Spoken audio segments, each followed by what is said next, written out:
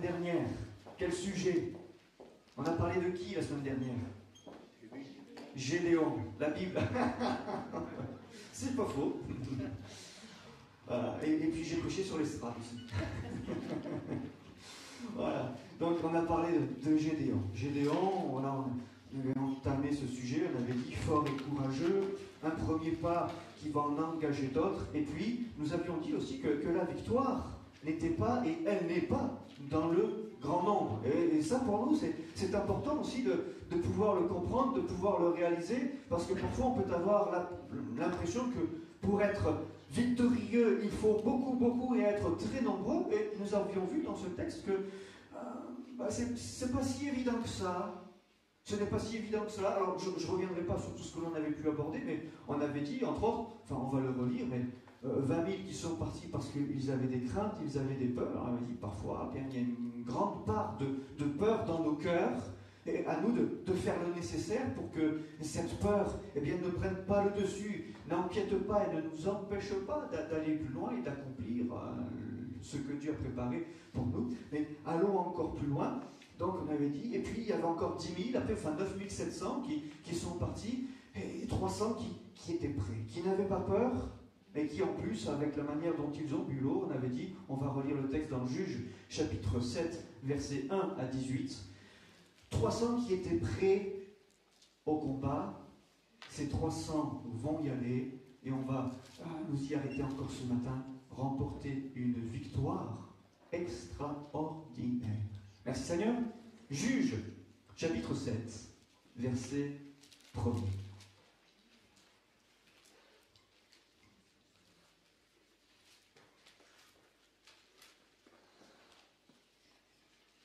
Juge, chapitre 7, verset 1. Nous irons jusqu'au verset 18, mais comme je le disais dimanche dernier, et j'imagine que bon nombre d'entre vous et les enfants qui étaient là dimanche dernier ont lu la suite en arrivant chez eux le soir. Voilà, parce que c'est incroyable. C'est formidable ce qui se passe dans tout ce chapitre. Jérubaal, qui est Gédéon, et tout le peuple qui était avec lui se levèrent de bon matin et campèrent près de la source de Harod. Le camp de Madian était au nord de Gédéon et vers la colline de Morée, dans la vallée. L'Éternel dit à Gédéon, le peuple que tu as avec toi est trop nombreux pour que je livre Madian entre ses mains. Il pourrait en tirer gloire contre moi et dire, c'est ma main qui m'a délivré. Publie donc ceci aux oreilles du peuple, que celui qui est craintif et qui a peur s'en retourne et s'éloigne de la montagne de Galaad. 22 000 hommes parmi le peuple s'en retournèrent et il en resta 10 000. L'Éternel dit à Gédéon, le peuple est encore trop nombreux. Fais-les descendre vers l'eau. Et là, je t'en ferai le triage. Celui dont je te dirai que celui-ci aille avec toi, ira avec toi. Et celui dont je te dirai que celui-ci n'aille pas avec toi, n'ira pas avec toi. Gédéon fit descendre le peuple vers l'eau. Et l'Éternel dit à Gédéon, tous ceux qui laperont l'eau avec la langue, comme lappe le chien, tu les sépareras de tous ceux qui se mettront à genoux pour boire. Ceux qui lapèrent l'eau, en la portant à la bouche, avec leurs mains, furent au nombre de 300 hommes, et tout le reste du peuple se mit à genoux pour boire. Et l'Éternel dit à Gédéon, c'est par les 300 hommes qui ont la paix que je vous sauverai et que je livrerai Madian entre tes mains. Que tout le reste du peuple s'en aille chacun chez soi. On prit les vivres du peuple et ses trompettes, puis Gédéon envoya tous les hommes d'Israël, chacun dans sa tente, et il retint les 300 hommes. Le camp de Madian était au-dessous de lui dans la vallée. L'Éternel dit à Gédéon, pendant la nuit, lève-toi, descends au camp, car je l'ai livré entre tes mains, si tu crains de descendre. Descends-y avec Pura, ton serviteur. Tu écouteras ce qu'ils diront, et après cela, tes mains seront fortifiées. Descends donc au camp.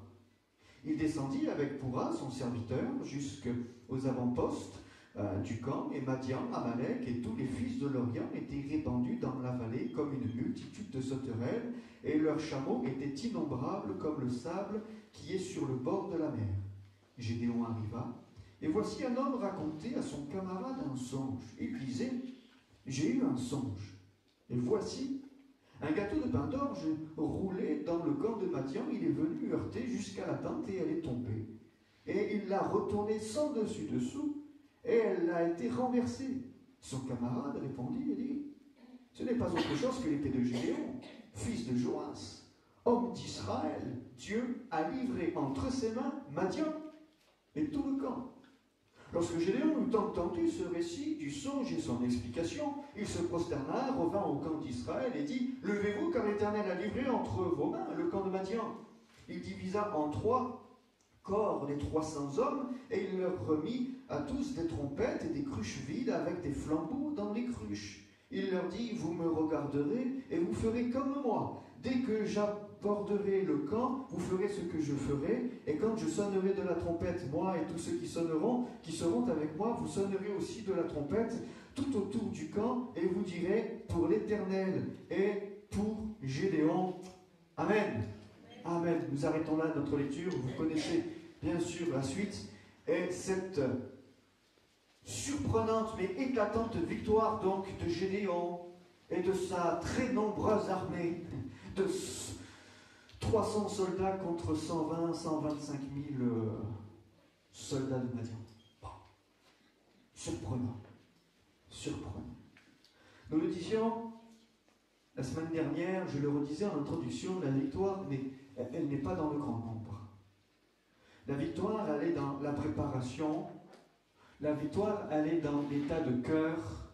La victoire, elle est dans le fait de nous préparer, et on va le voir maintenant, de suivre le conseil de Dieu.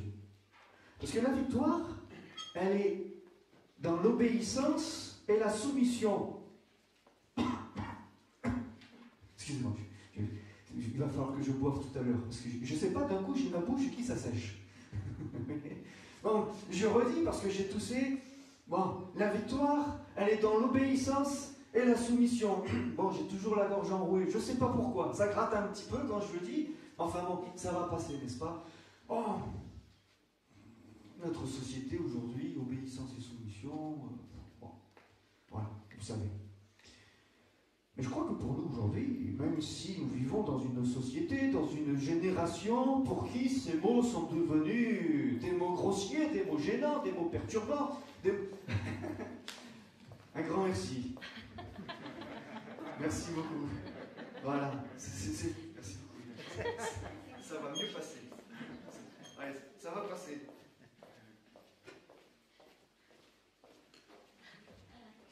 Merci. Voilà, tout de suite ça va mieux. Je sens que le message ça va couler mieux. Oui, si nous vivons dans une génération, dans une société qui aujourd'hui a un peu de mal avec ses principes, parce qu'on prône la liberté. Pour tout, pour rien. Hein. C'est la liberté de conscience, la liberté d'agir, la liberté de faire, de ne pas faire, de ci, de ça. Bon, bref, voilà. Et là, nous voyons dans ce texte, et puis en tant que chrétiens, nous voyons que, bien sûr, il y a la liberté, mais attention à... Alors ça, ce serait un autre sujet, je ne vais pas m'embarquer dedans ce matin, parce que sinon, voilà. Mais quel type de liberté? Quelle liberté? Parce que nous avons été libérés du péché, de l'esclavage du péché et de celui qui est derrière, bien sûr. D'autres textes, là encore, je lance des pistes, mais je ne m'attarderai pas dessus. Par ailleurs, il est écrit que nous sommes esclaves du Christ. Alors, liberté, oui, il faut comprendre. Il faut comprendre. Avant de parler de liberté, il faut bien savoir de quelle liberté il est question, quelle est celle que nous prônons. Et lorsque nous regardons ça, et d'ailleurs, je suis en train de préparer une semaine de prière pour le mois de novembre avec des thèmes. Et alors, il y aura des thèmes pour chaque réunion. D'abord, Dieu voulant, on aura une semaine chez nous avec des sujets comme on avait pu le faire l'année dernière. Un temps de chez nous, de prière, avec tous les jours des sujets. Et puis ensuite, la semaine d'après, la deuxième semaine, on devrait avoir des réunions de prière ici, dans nos jours de semaine que nous avons, mardi, vendredi. Et puis, dimanche, nous poursuivrons certainement. Donc, on est en train de préparer ça avec des sujets, des thèmes. Alors, on va dire, oui, ben, c'est très aiguillé, les thèmes. Très aiguillé, comme les vendredis, parfois, dans nos temps de prière, il y a des sujets, on va prier pour ça, on tire nos flèches et on vise, et on dit, oh, mais moi je voudrais prier pour ci. Alors je le dis, je le redis, nous sommes une armée. Et tous les soldats ne peuvent pas partir comme ça, comme ils le veulent sur le champ de bataille, en disant oh ben moi je vais là-bas, et puis moi je vise aussi, et puis moi je vise ça. Non, non, non, il y a un chef. Il y a un chef de l'armée, l'Éternel des armées. Et c'est l'Éternel des armées qui dirige. Et quand il dirige, il ne laisse pas son armée partir comme ça, pardonnez-moi, au petit bonheur la chance en fonction de... Le temps des juges, vous savez, comment résumer le temps des juges? Chacun faisait ce qui lui semblait bon. C'était ça le temps des juges. Hein. Chacun faisait ce qui lui semblait bon. Et alors, au départ, Gédéon, ouais, mais non, on ne veut pas te suivre. Ouais, mais non, si. Et oui, mais non, ça. Ouais, mais parce que nous, on aime bien si. Oui, mais parce que moi, j'aime bien ça. Et toi, t'aimes bien quoi? Toi, t'aimes bien ça. Bon, bah alors vas-y. Toi, t'aimes bien ça. Bah alors vas-y. Toi, t'aimes bien ça. Bah alors vas-y. Et puis, dispersion. Et puis, perdition. L'armée allait être vaincue. Il n'y avait rien. Il n'y avait pas de force en puissance. Il n'y avait rien. Il n'y avait pas de mobilisation. Il n'y avait pas d'union. Donc, l'Éternel des armées, oui, obéissance, la victoire, elle est dans l'obéissance et la soumission. Et si dans ce temps des juges, il y a cette phrase qui revient, chacun faisait ce qui lui semblait bon, par la grâce de Dieu, l'amour de Dieu qui va solliciter Gédéon, qui se pensait indigne et incapable, mais regardez même que ses ennemis le connaissaient. Vous voyez, pendant que je relisais le texte avec vous, tout à l'heure, je me dis, mais même ses ennemis le connaissaient, ils connaissaient son père, ils savaient qui il était, alors que lui, quand il discute avec lui, oui, mais non, mais moi, je suis le plus petit de ma famille qui est la plus petite en Manassé, bon bref, vous voyez, il disait, mais choisis un autre, mais pas moi, parce que moi je suis rien, parce que moi si, mais même ses ennemis le connaissaient. Même ses ennemis connaissaient sa famille.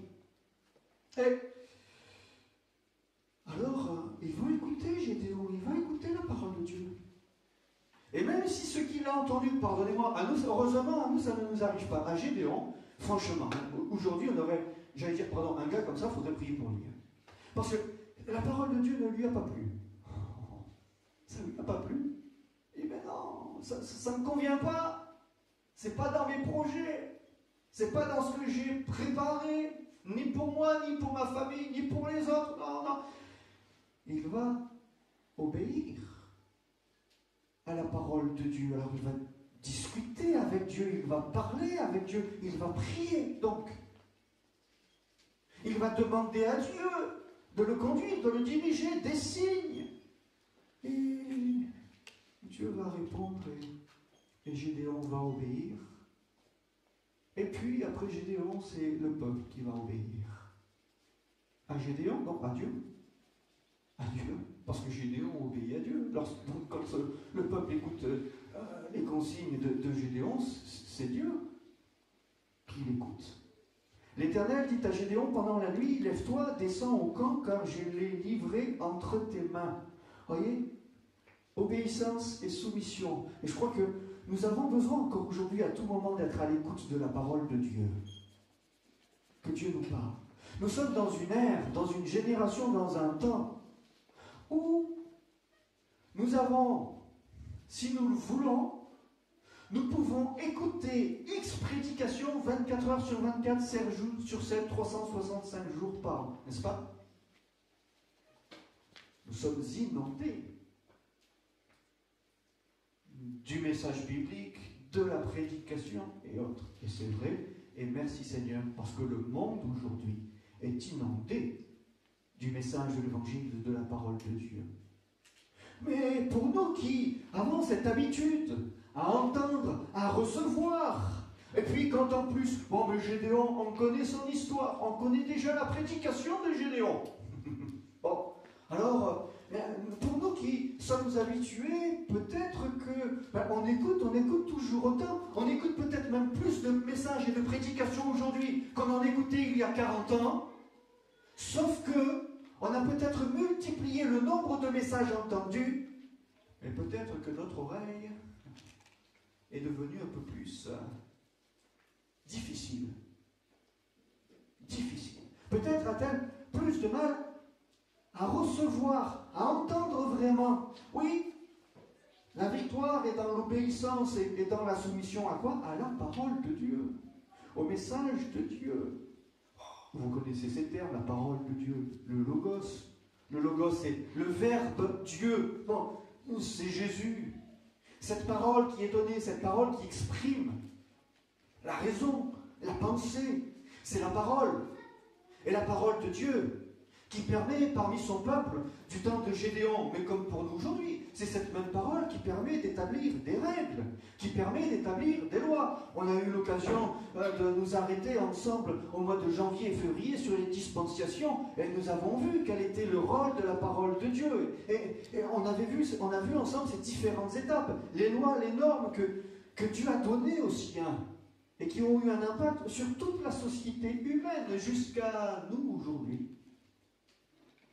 Des normes de comportement qui sont indispensables à la coexistence, à la collaboration, à l'association des hommes.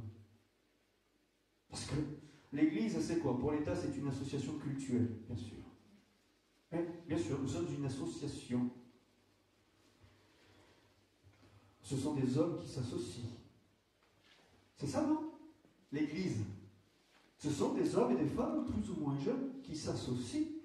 Et ainsi, le Logos, le Verbe Dieu, Jésus, permet de communiquer, transmettre des règles, des lois, des principes qui régissent cette vie associative entre les hommes, cette collaboration entre les hommes. Et quand on est capable d'entendre et de s'entendre, alors on devient plus efficace pour le royaume de Dieu et utile. C'est ce que nous découvrons dans ce passage de Juge chapitre 7.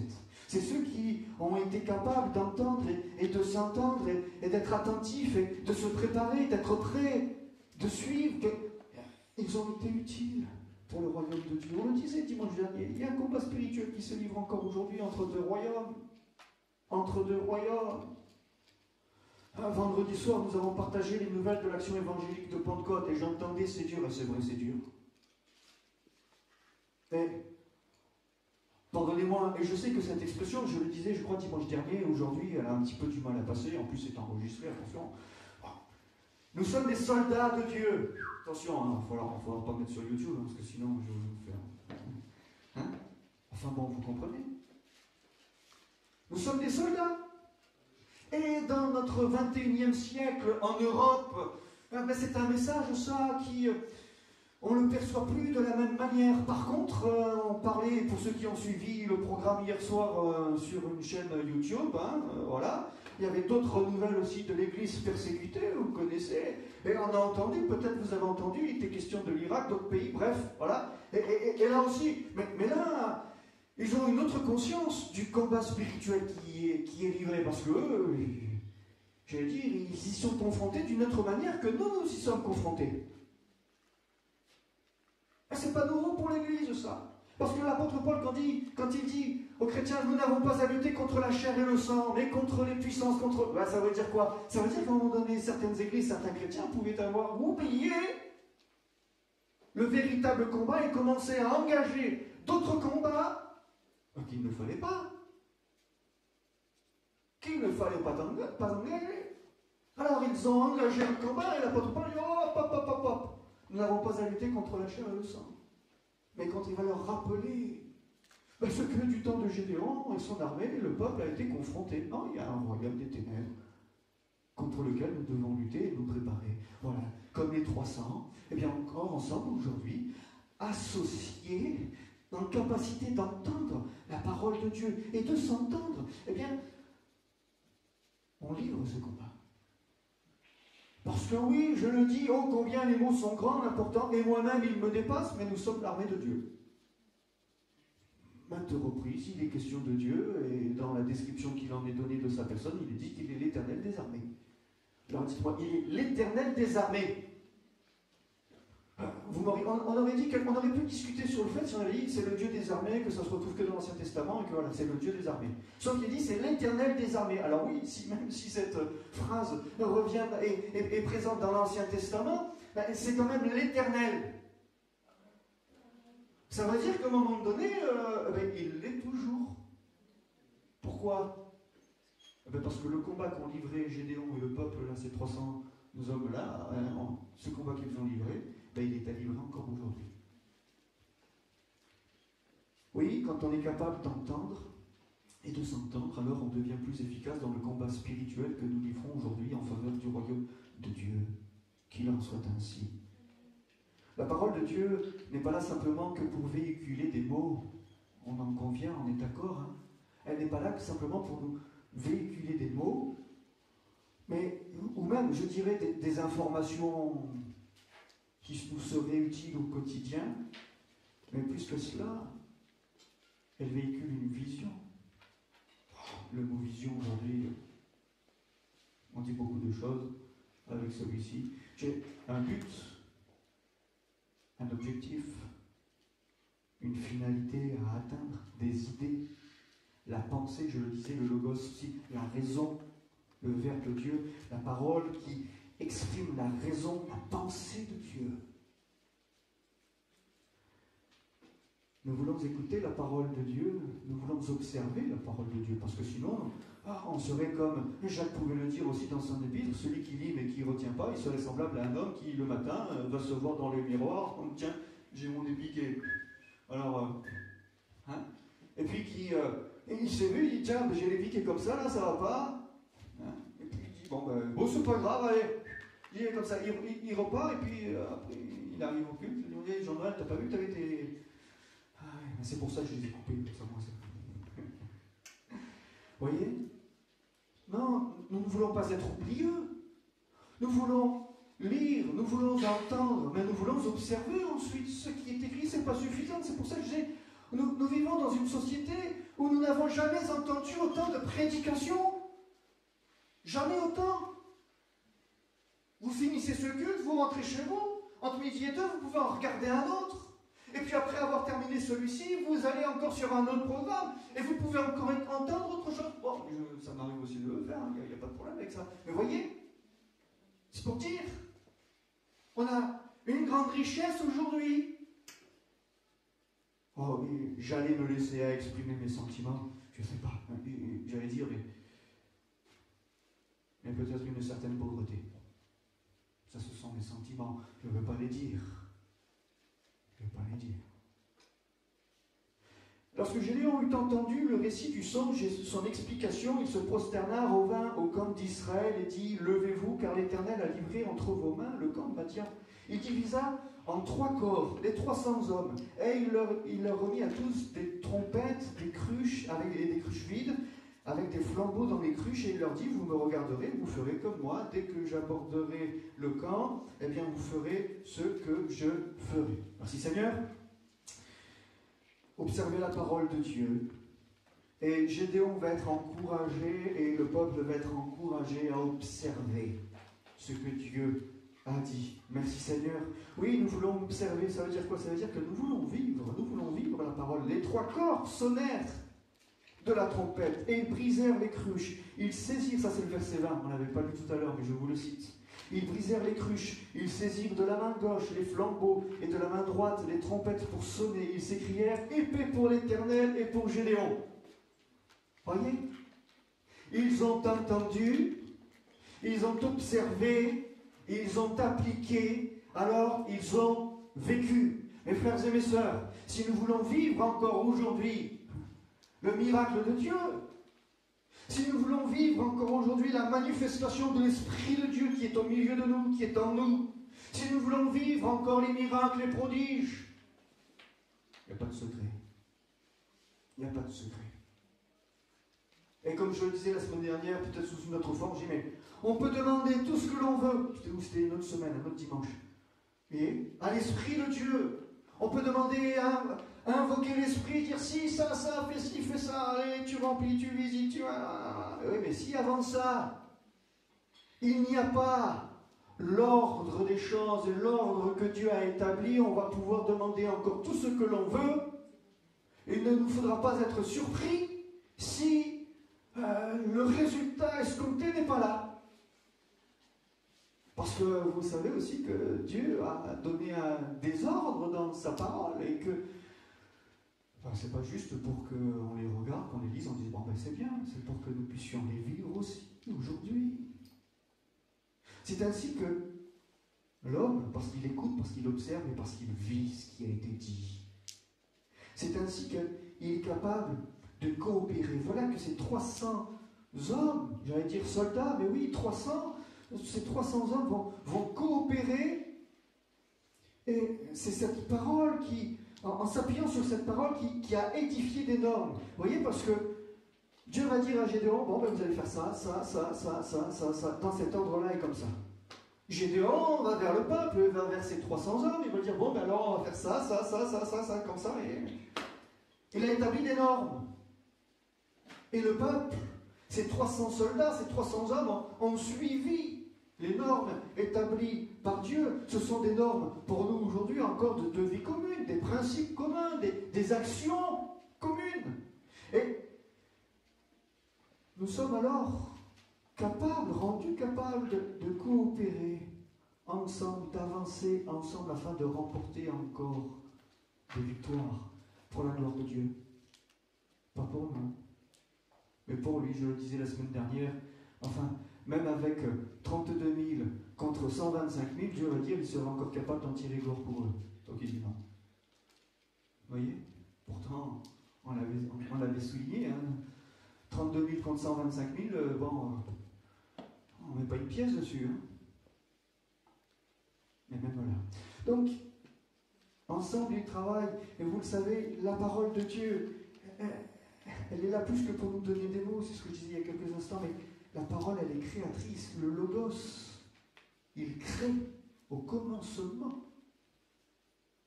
Était la parole. La parole était avec Dieu. La parole était Dieu. Et tout ce qui a été créé par la parole. Enfin, Genèse chapitre 1, Jean chapitre 1, vous connaissez ces textes par cœur. Cette parole, elle crée. Elle crée. Lorsque je lis l'Écriture, qu'est-ce qu'elle produit en moi? Qu'est-ce qu'elle crée en moi? Lorsque vous lisez l'Écriture sainte, qu'est-ce qu'elle produit en vous? Que produit-elle? Que crée-t-elle? Parce qu'elle est là pour créer. Ainsi, la parole créatrice, elle est aussi organisatrice. Elle crée et elle organise. Il y a un chant de Jean-Jacques Leprince pour les enfants qui dit « Par la parole, Dieu a créé le monde. » Oh pardon, excusez-moi, je vais reboire un verre d'eau tout à l'heure. Hein. C'était pas la bonne note. Hein. Je suis tombé. Les enfants, ils connaissent, ils disent en rentrant à la maison. Papa, c'était comme ça. Vous avez raison. Les étoiles, le ciel, le tonnerre, hein, mais par la parole, Dieu a créé le monde. Et il l'a organisé. Il l'a organisé. Et c'est nécessaire. Et aujourd'hui, la parole soutient le monde. Mais par quoi? Par les règles et les lois de la physique que lui-même a créées. Parce que vous avez vu, j'ai acheté le bouquin, je n'ai pas encore eu le temps de le commencer, mais il y a un gros bouquin comme ça qui est sorti, Dieu, l'épreuve, la science. Pas encore eu le temps de... C'est pas fait par des scientifiques. Hein. Bon. Je n'ai pas encore eu le temps de lire, mais Dieu, l'épreuve, la science.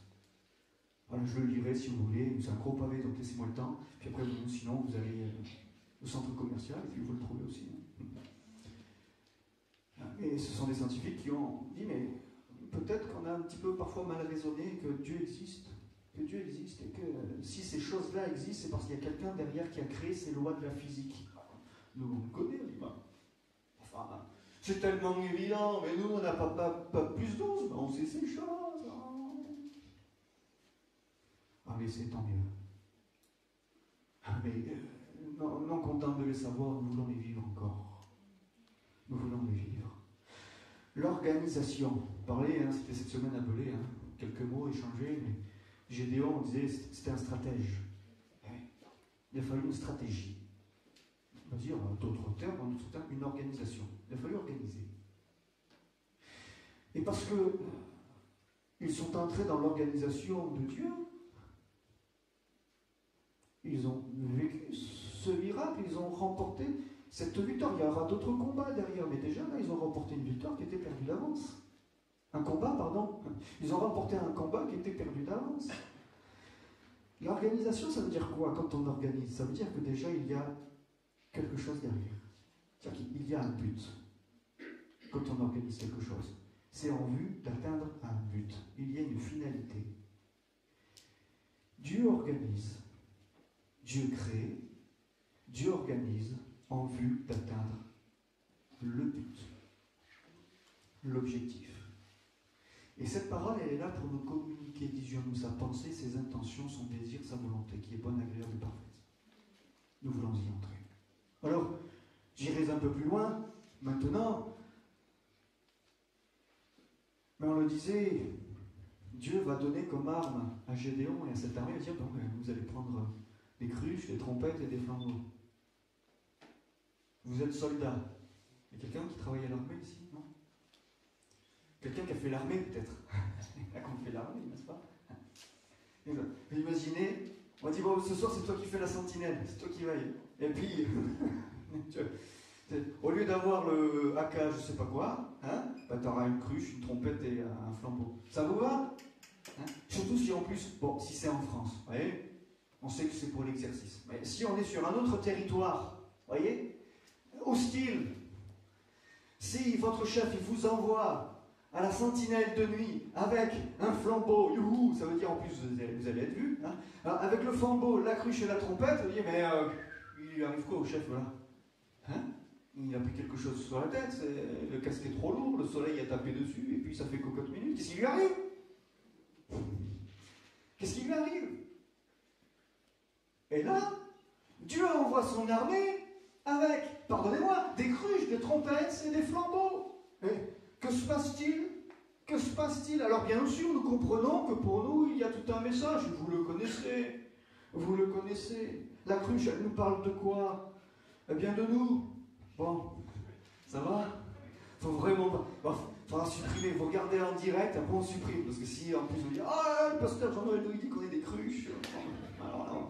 Là je suis bon, hein, je vais pouvoir rendre ma carte pastorale, c'est cuit. Mais bien sûr, il y a un message. Il y a un message. Bon, dans le Nouveau Testament, l'apôtre Paul en parlera autrement. Il parlera de vase de terre. Ça va mieux? Hein? C'est pas cruche, c'est vase de terre. Bon, le principe est le même. Voilà. Mais ça nous parle de quoi ces cruches? Parce qu'il fallait que quand même elles ne soient pas trop résistantes. Hein? Parce que bon, on met un coup dedans, il faut que ça casse. Quoi, parce que si c'est, vous savez, en ciment, en béton armé, vas-y, tape dedans, encore, et encore. Les 15 jours pour que sa cruche se casse. L'armée, elle a le temps de se réveiller, dire, il se passe quoi? Dire, hein. Donc non, elle nous parle de quoi cette cruche? Elle nous parle de la fragilité que nous avons en tant qu'être humain.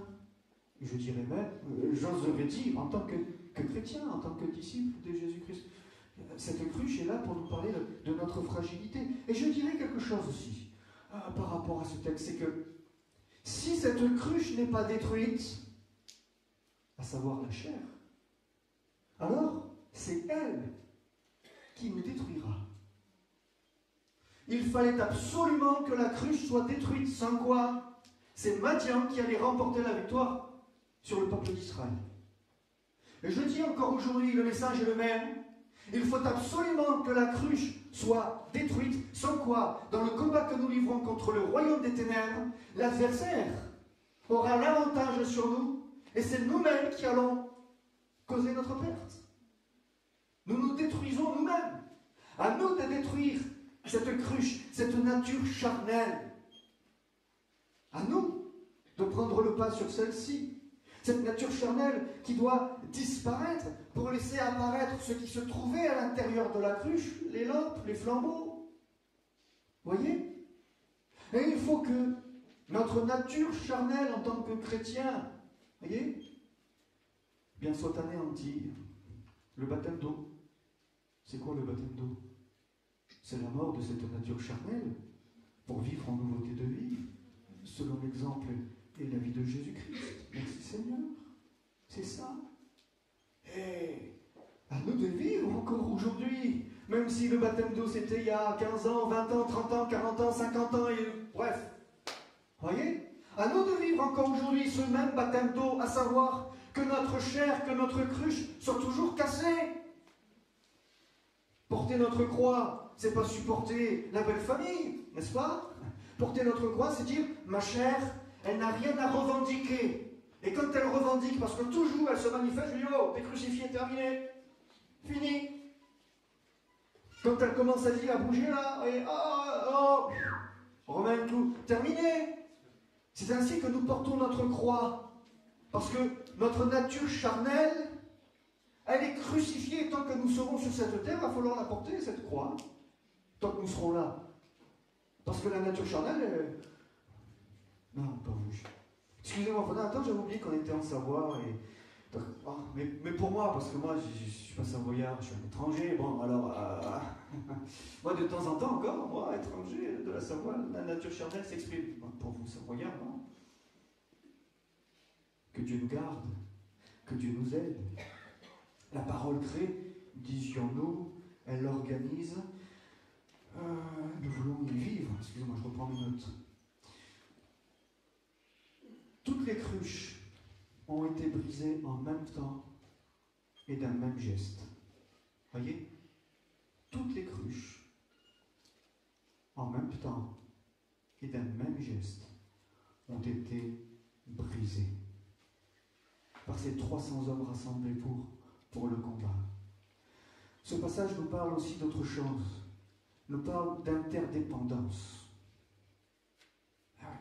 C'est ça l'association des hommes, ecclésiale, l'Église de Jésus-Christ.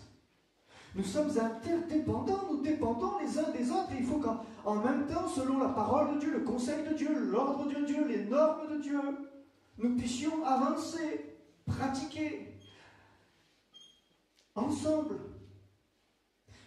Ce passage, donc, je le disais, nous parle d'interdépendance entre les personnes, entre ces 300 hommes. Ces différentes personnes sont venues avec leurs cruches, mais à ce moment-là, elles ne formaient plus qu'un. Ne dit-on pas, il n'y a-t-il pas cet adage qui dit « l'union fait la force ». Le monde le dit, l'union fait la force, parce qu'en s'unissant, il est capable d'accomplir des choses que seul on ne peut pas accomplir. Mais finalement, si cet adage nous vient du monde, il y a des principes bibliques qui sont là pour nous rappeler que, cet adage, oui, il est vrai, mais dans le domaine spirituel, à combien plus forte raison? Oui, si le monde peut dire l'union fait la force, dans le peuple de Dieu, dans l'armée de Dieu, dans l'église de Jésus-Christ également. Et ces 300 hommes avec leurs cruches, disions-nous, au même moment sont intervenus, au même moment elles ont accompli ce geste, ne formant ainsi plus qu'un. Ce n'était pas 300 hommes, ou même après on pourrait dire, parce qu'il les avait séparés, oui, déjà 300 c'est pas beaucoup, et en plus il les sépare. Un groupe de 100, un autre groupe de 100, un autre groupe de 100, pour entourer l'armée de Madian, il en fallait, pour entourer 125 000 soldats qui ont établi là leur campement. Il a fallu séparer les hommes, les éloigner par groupe, mais quand même. Vous voyez, ils n'étaient pas à touche-touche à l'épaule, il y avait certainement quelques mètres entre eux. Mais là, en même temps, ils ne forment qu'un. Un geste, à un moment précis, et voilà que, au même instant, tous ils brisent leurs cruches, ils entendent, et les soldats de Madian entendent le bruit de ces cruches brisées, ils se retournent, et voilà qu'ils voient les flambeaux, et nous voulons que le flambeau puisse paraître encore, et pour cela, il faut que la cruche, le vase de terre, que nous sommes, la fragilité qui nous anime en tant qu'être humain et en tant que chrétien, eh bien, n'est plus sa place. Nous restons faibles. Nous le restons. Et l'apôtre Paul pouvait le dire, si quand je suis fort, c'est grâce à Christ et c'est en Christ. Parce que sinon, il va dire, sinon je suis faible. Mais c'est alors que je suis fort. Quand je suis en Christ, ça veut dire quoi? Dans la parole, dans le Logos. Ainsi, le peuple a pu vivre quelque chose qu'il n'aurait pas vécu d'une autre manière. La cruche est par nature fragile, mais c'est la solidarité dans la foi qui crée la solidarité. J'ai dit quoi? La cruche est de par nature fragile, mais c'est la solidarité dans la foi qui crée la solidité. Pardonnez-moi, je ne suis pas sûr que c'est ce que j'avais dit tout à l'heure. Vous voyez? La solidité. On est solide, le peuple est solide. Pourquoi? Parce qu'il est solidaire. C'est la même origine, la même étymologie. Pas la peine de chercher. C'est là, c'est comme ça. Notre impuissance personnelle, notre impuissance naturelle nous pousse à nous attacher à Dieu, nous pousse à nous attacher à sa parole, mais aussi à nous associer avec l'ensemble du peuple de Dieu pour former l'armée de Dieu. Alors voilà le flambeau qui brûle, ce flambeau qui va être vu. dans la nuit, ce flambeau qui est vu aujourd'hui encore dans les ténèbres de ce monde. Cette lumière qui brille au sein de la nuit. Cette union, elle passe par la parole, disions-nous. Et cette union, elle passe par le dialogue. Elle passe par le fait que le Verbe soit exprimé. N'est-ce pas? Le Verbe qui est exprimé. Alors, le Christ Jésus, et maintenant, nous disions aussi, c'est l'Esprit du Christ, donc l'Esprit de Dieu. Prions pour que l'Esprit de Dieu nous parle encore. Prions pour que l'Esprit de Dieu nous conduise encore. C'est lui qui nous unit. Le Verbe. Au commencement, Dieu. Dieu, au commencement de la parole. Mais vous avez vu aussi, vous avez remarqué avec moi, dans le livre de la Genèse, qu'au commencement, le Saint-Esprit se mouvait au-dessus des eaux. Il était là. Il était là aussi agissant, il était là aussi bénissant, il était là aussi créant, ayant part entière à la création du monde et à la création de l'homme. C'est alors que dans notre faiblesse, nous sommes rendus forts en Christ par le Saint-Esprit. Et par le Saint-Esprit, cette flamme brûle. L'Esprit de Dieu qui brûle en nous, qui nous éclaire et qui nous amène à vivre les dons spirituels, merci Seigneur, qui sont vus, qui sont entendus, de voir et de vivre la manifestation de l'Esprit, la manifestation de la présence de Dieu au milieu de nous. Un feu, ça réchauffe, n'est-ce pas? Ça réchauffe notre foi, ça réchauffe nos sentiments à l'égard du Christ Jésus, dans un monde qui est enténébré et glacial. Dieu nous demande de brûler. De brûler. C'est bien de brûler, mais pas de nous consumer. Voyez? Dieu nous demande de brûler pour lui. Par contre, il ne nous demande pas de nous consumer pour lui. Il ne veut pas descendre, hein? Ça n'intéresse pas Dieu. Dieu ne veut pas descendre. Il veut des hommes et des femmes qui puissent encore le servir avec un cœur qui brûle pour lui. Le feu nous renouvelle. Merci Seigneur. Je dirais, comme je disais, il ne fait pas de nous descendre. Comme nous voulons encore brûler. Les deux disciples sur le chemin d'Emmaüs, notre cœur ne brûlait-il pas au-dedans de nous? Notez, quand ils nous expliquaient les Écritures. Tiens donc, on y revient à la parole. On y revient. Et là, alors qu'ils la connaissaient par cœur, la parole, ils la connaissaient, hein? Ils connaissaient par cœur l'Écriture. Petite nuance, enfin bon, je me permets de faire une nuance, pardonnez-moi, je ne devrais pas. Je ne devrais pas la faire, la nuance. Mais je la fais. Je la fais. Ils connaissaient les Écritures, ils connaissaient les prophéties, ils connaissaient la prophétie. Mais c'est au moment où Christ va leur parler, et en commençant par le commencement, par Moïse, et là, leur cœur brûle. Ils entendent d'une manière toute particulière renouveler la parole de Dieu. Le Saint-Esprit est en train de leur révéler ce qu'ils sont en train d'entendre, ce que Jésus leur explique. Et le Saint-Esprit, quelques instants plus tard, va leur révéler la personne de Jésus. On voit les disciples, ils expliquent, oh, on a vu Jésus. On n'y a pas reconnu au départ, et puis il a rompu le pain, et puis lui, il est parti, mais on sait c'est lui. C'est lui. Le Saint-Esprit leur a révélé, leur cœur brûlé. Que ce flambeau brûle encore aujourd'hui. Oh, qu'il ne s'éteigne pas.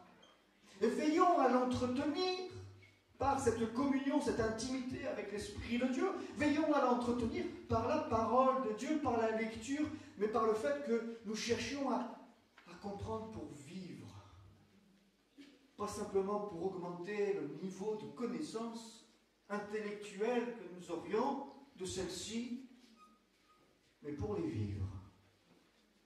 Pour les vivre. Ouais, je vais bientôt terminer ce troisième outil terrible, terrible. Alors celui-ci, il est puissant, il est violent, et j'imagine qu'il fait peur à n'importe quelle armée. Voilà. Des trompettes. On se fait peur des trompettes, hein? Vous allez vous combattre sur le champ de bataille avec des trompettes. Attention, c'est nous qui sommes là. Eh oui, avec des trompettes. Et qu'est-ce que c'est que cette trompette? Elle nous parle de quoi pour nous aujourd'hui? Bon, c'est simple. Elle est là pour nous dire que c'est le moment, et c'est l'annonce, lorsque la trompette sonne, c'est le moment pour le peuple de Dieu de se mettre en marche.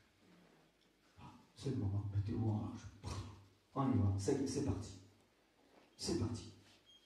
Se mettant en marche, eh bien on est éclairé par le flambeau que l'on porte dans l'autre main. Voyez? Parce qu'ils sont de nuit. Ouais. Ils ont un flambeau. Alors les ennemis, en voyant tous ces flambeaux, ils se sont dit, ils sont combien derrière tous ces flambeaux? Ils se sont dit, il doit y avoir une armée terrible. Et derrière chaque flambeau, ça se trouve, il y a 100 gars, il y a 200 gars. Ils se sont dit, voilà, c'est derrière chaque flambeau. Parce que normalement, c'est comme ça que ça se passait. Il y avait celui qui portait la lumière, et puis il y avait tous les autres soldats derrière qui étaient là avec les épées, qui étaient prêts à partir. Mais attends, si derrière tous ces flambeaux-là, il y a 100, 200 bonhommes, et nous, alors... En plus, on est encerclés, ils nous ont bien eu. Alors oui, pour l'adversaire, c'est la peur de voir une armée nombreuse. En vérité, il n'était que 300. Et pour ces 300-là, c'était de pouvoir savoir où ils mettaient les pieds lorsqu'ils avançaient. Voyez? Double rôle. Double rôle. Pour l'adversaire, ça l'effraie. Et pour nous, ça nous rassure. Et ça nous permet de savoir où poser les pieds tout au long de notre marche, de notre progression. Dans un temps, dans un contexte qui est éprouvant, qui est difficile. C'est la guerre. Vous voyez? C'est le combat. Mais ils sont là et ils avancent. La trompette, par la parole de Dieu, je crois que, parce que cette parole résonne dans nos cœurs, elle nous donne de regarder à ce qu'il fait, à ce qu'il a fait et à ce qu'il fait. Puissions-nous entendre encore cette parole qui résonne encore aujourd'hui, d'une manière claire, d'une manière puissante. Nous montrant, nous rappelant ce que Dieu a fait par le passé, et nous rappelant encore que Dieu agit encore aujourd'hui, et qu'il agira encore demain. Ainsi nous pouvons continuer, nous pouvons poursuivre l'œuvre de Dieu. Ne pas être des spectateurs, mais des collaborateurs, unis ensemble pour le Seigneur.